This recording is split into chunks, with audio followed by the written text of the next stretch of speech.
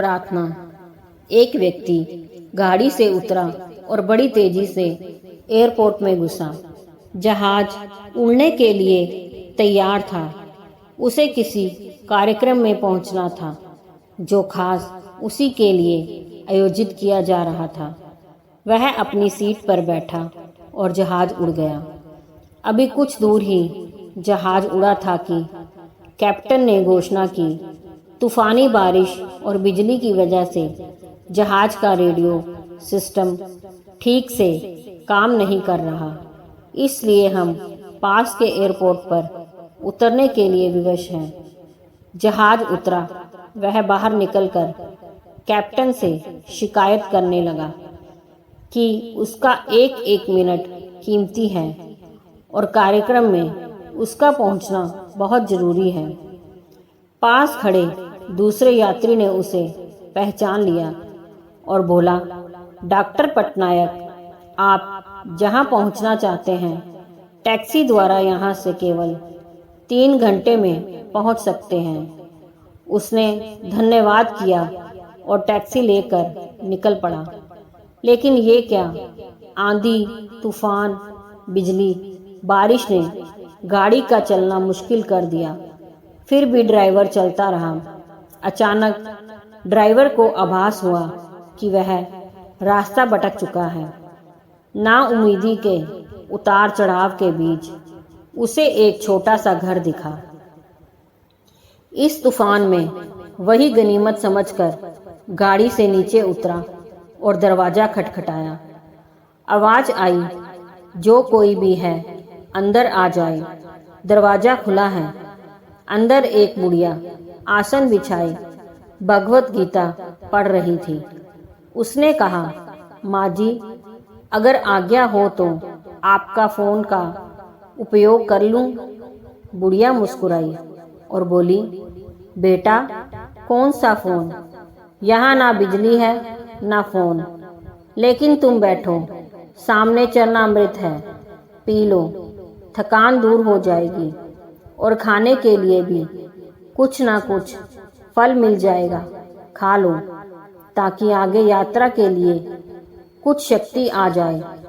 Doctor ने धन्यवाद किया और चरणामृत पीने लगा। बुढ़िया अपने पाठ में खोई थी कि उसके पास उसकी नजर पड़ी। एक बच्चा कंबल में लपेटा पड़ा था जिसे बुढ़िया थोड़ी थोड़ी देर में हिला देती थी।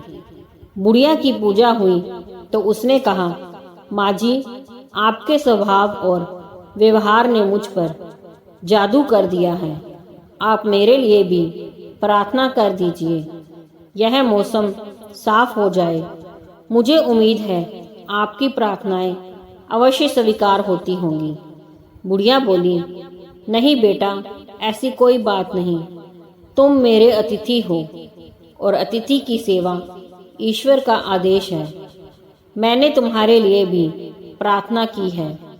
परमात्मा की कृपा है, उसने मेरी हर प्रार्थना सुनी है।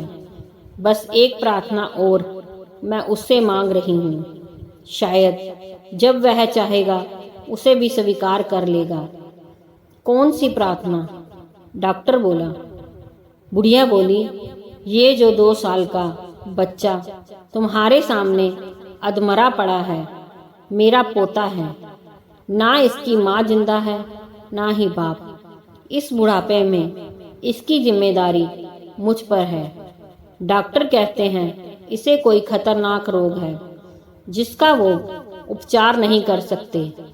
कहते हैं कि एक ही नामवर डॉक्टर है। क्या नाम बताया था उसका?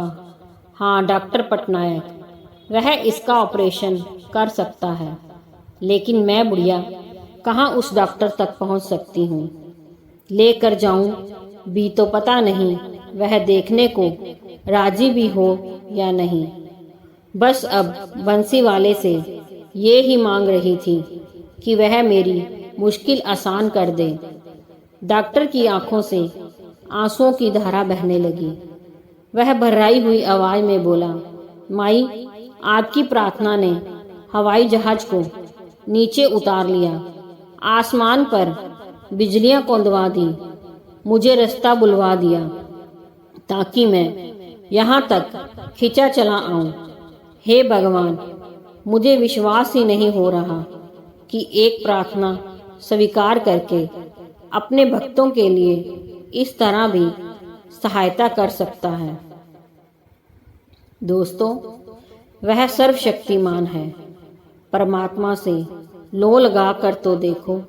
जहाँ जाकर प्राणी असहाय हो जाता है, वहाँ से उसकी परम कृपा शुरू होती है। दोस्तों, अगर कहानी पसंद आई हो तो लाइक, सब्सक्राइब, शेयर जरूर कीजिए।